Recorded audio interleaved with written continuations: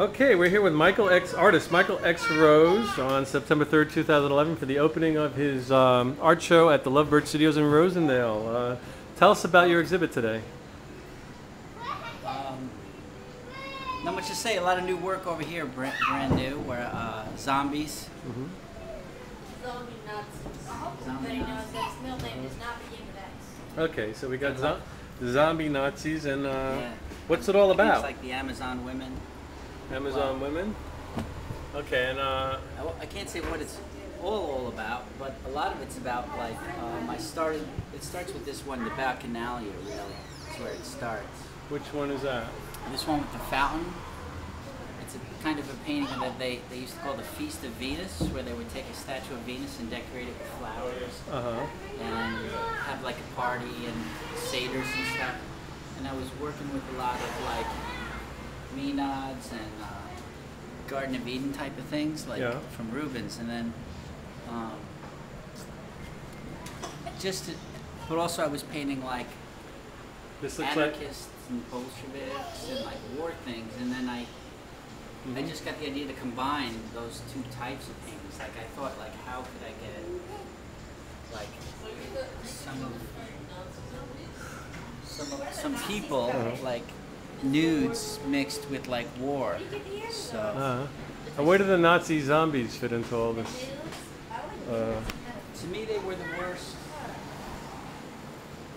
I got the idea from a student of mine, actually. We were working on David by Michelangelo statues, and he painted his gray like stone, a big statue, a second grade, and he suddenly put red slashes all over it. He said, "Look, Mr. Rose, it's a Nazi zombie." I thought it was awesome. I was like, "Dude, how do you know what a Nazi is? And how do you know?" He goes, "Oh, I watched Nazi zombie movies with my dad on TV." So, how'd you get to this point? I mean, they're really good paintings. Did you are you like a religious person? Is your spirituality coming out in this artwork? No, it's really I had good painting teachers. It started with there was a Nicholas Poussin show maybe 3 years ago at the Met, and for me that kind of blew my mind because like I'd always thought he was like a landscape painter, but like the landscape, it's art critics have it backwards. Were like excuses for him to do these horrible things: men being eaten by snakes, and houses being burnt down, and people being struck by lightning and stuff. So then I just started getting into like that whole. They called it like the sublime, which was like being terrified of nature, things bigger than you. So I started just playing with ideas of like sublime, like so mixing like fire, wolves and fire, and elements of like terror, like snakes. Would you call it macabre more than sublime, or how would you describe it? I think it's sublime because there's always an element of like, because you're looking at it, voyeurism. Like it doesn't threaten you, so you're kind of watching it. And I always like to think that there's an out in it. Like there's a Wicker Man there. If you know that original movie from the '60s, The Wicker Man. Well, I know they have that festival every they every used to year put at live people Larson. in a giant statue made out of wood. Prisoners or just sacrifices to the gods, the Druids, and light them on fire. So I call this one is called St. Patrick versus the Druids of Stonehenge. So these are the Druids burning the people in the Wicker Man, and St. Patrick comes and like interrupts the festival. Chases out the snakes a little bit. Yeah. Which is what he really did in Ireland. I found out on there's a festival, the darkest night of the year.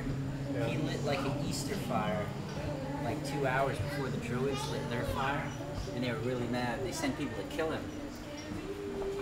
And I think the Druid's messenger was struck down by lightning or something. So that's kind of the end of the Druids. And how long have you been painting? Painting like this for like about 15 years. Yeah. It's scary to think of that. You said you had students, so you're a professor at New Paltz? No, I teach art, like elementary art, but That's just privately, I don't or want to say. you don't want to say? You don't want your students finding out about it? You never know why. Some people don't appreciate nudes. I think, nudes are pretty normal. Some people are horrified by the sight, Violence I don't mind. Some people don't like the violence, some people like the nudes. So there's something for everyone. There's nothing for everyone. Now, do you do these out of your head, or are you using models to make these nudes? Are you using No, like models, figures? Some of them I use models. I started going because of the ideas that I had, like, especially for this one. I started going to life drawing once a week that I hadn't gone to for like 20 years. Mm-hmm. At the Unison Art Center, and they have a life session right outside of New Paltz once Okay. a week.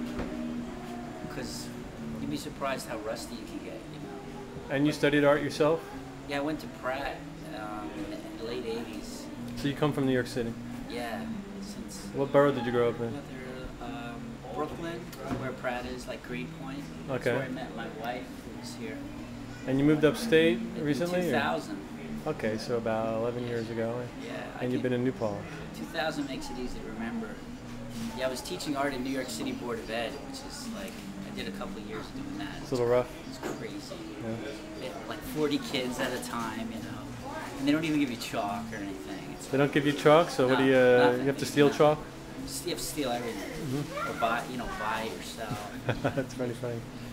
And they gave me the worst class in the school. 40 kids. So I had to teach them science, math, English, social studies, and art once a day. They were so bad that if they left the room, they would leave the building. Okay, there's a bunch of people coming in for your show here. Quickly tell me about your books over here, and then I'll try to get Scott on the camera. Let's come over here. Wow, you guys made it.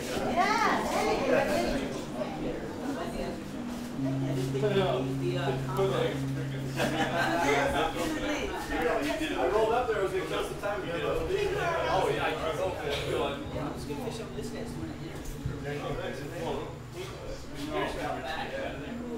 Now this is all you up here on the shelf? Yeah, so I thought it was kind of cool. Instead of doing like the usual catalog of a show, I turned them into like books.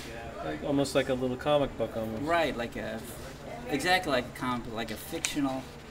So instead of talking about the paintings from an artist's point of view, like I wrote like true ghost stories from the Hudson Valley. So this is Ghosts of the Hudson Valley. And this one, I did all these paintings about like demonic possession and Satan cults. So instead of writing about the paintings like formally, you know, like the colors in this mean that, I wrote about like the Satan cults and stuff to kind of connect it all. And what's that? It looks like a vinyl single up there? Or? Yeah, I played in like a garage rock band too. Okay, so that's... I didn't know they still made vinyl 7 Yeah. inches. It's actually coming back. This is all self-published? Yep. You can, now a lot of bands make vinyl LP and you can get a free download card with it. So you can download it for free and have vinyl. And the disco ball that just came with the studio here, that's not yours? Yeah, Scott made that. It doesn't look like it fits in with your work. Scott made that disco ball. Yeah. Although you seem to be dressed a little bit like KC. That's right. Uh-huh. He told me that he spent like 2 weeks cutting each square of glass, and then he knew a guy who made blown glass balls, and he glued each one there.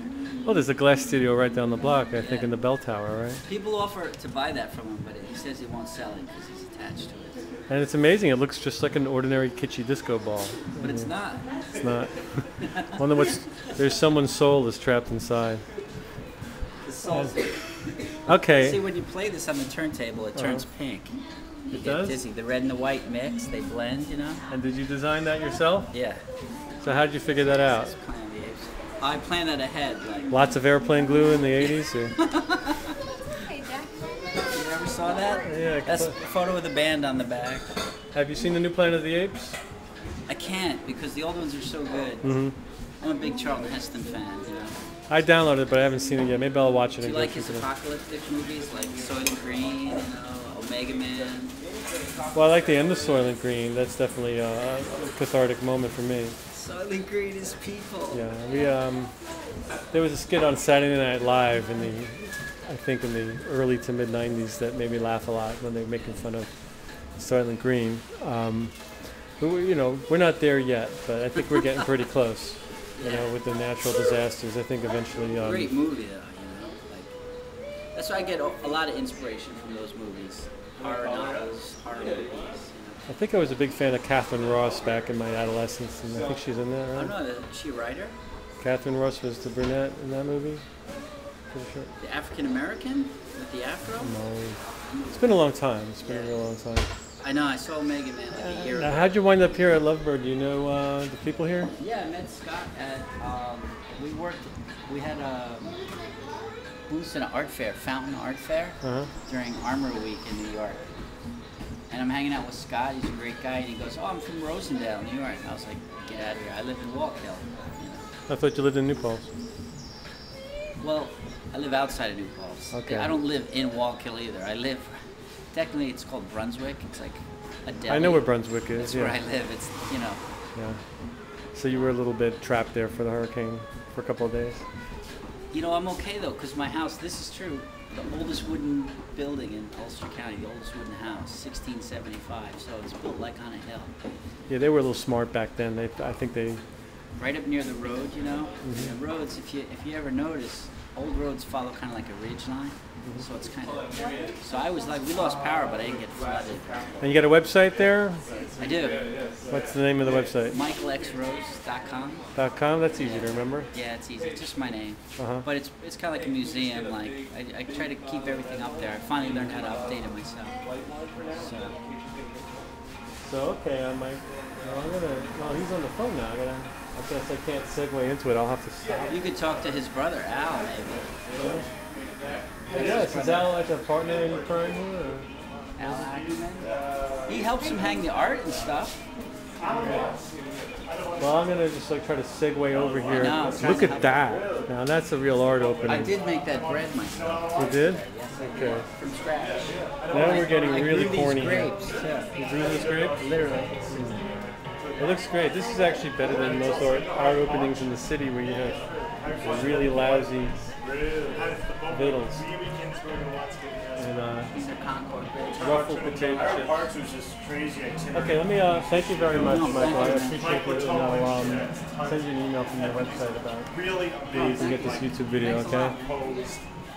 He called kind of operas, like dramas. We've got everybody on stage playing like 1,000-note marimbas. You know what I mean? And it's total. And he was like a total drunk bum. Good. Wandering around. Hey. Everywhere he went, he had to train somebody to fucking use his equipment. Can I interrupt one sec? Can you quickly tell me about Lovebird Studios and what it's all about here and how long you've been here? And We've been here for. well, first, what's your name? My name is Scott Ackerman. Scott Michael Ackerman. And we've been in Rosendale for the past year. Are you related to Rebecca Ackerman? No, I don't think so. I live in Woodstock. We come here mainly on the weekends, and it started off just as a studio, just a place for me to paint, and then we had a show, and it worked out really good. We had a ton of people come to the openings, so then we decided just to keep it a gallery instead of a studio. And I still get to paint here on the weekends, so it kind of works out perfectly for us here. So what's it all about? I mean, do you have like some kind of genre or some kind of? Not really, like just really, really laid back. It's not a gallery. It's not. Well, it's a gallery. It's not a white wall gallery full of people snooty.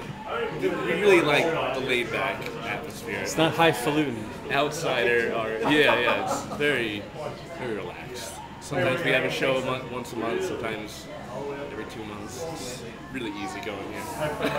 So it's really just a lot of fun. Yeah, totally. I love it. It makes it insane. Do you ever think of moving to Rosendale and just making it your I've home? thought about it, but like I have a nice house in Woodstock with my girlfriend, and it's kind of nice to be able to have that there, and then come to Rosendale just for playtime, like paint time. So I like the balance between the two. Now, who comes in here? Is it a lot of local people, or is it people from all over the area? All over the area. It's weird. It's like on weekends you get a lot of tourists from the city and stuff. But during the week it's almost dead. There's no one here. But it's fun. The random people that do come in, they're all good people. And, Rosendale locals. It's a fun town. Yeah, it is a fun town. Fun, quiet town. Okay, man. And you got a website for this place? No, just on Facebook. Lovebird Studio. Okay.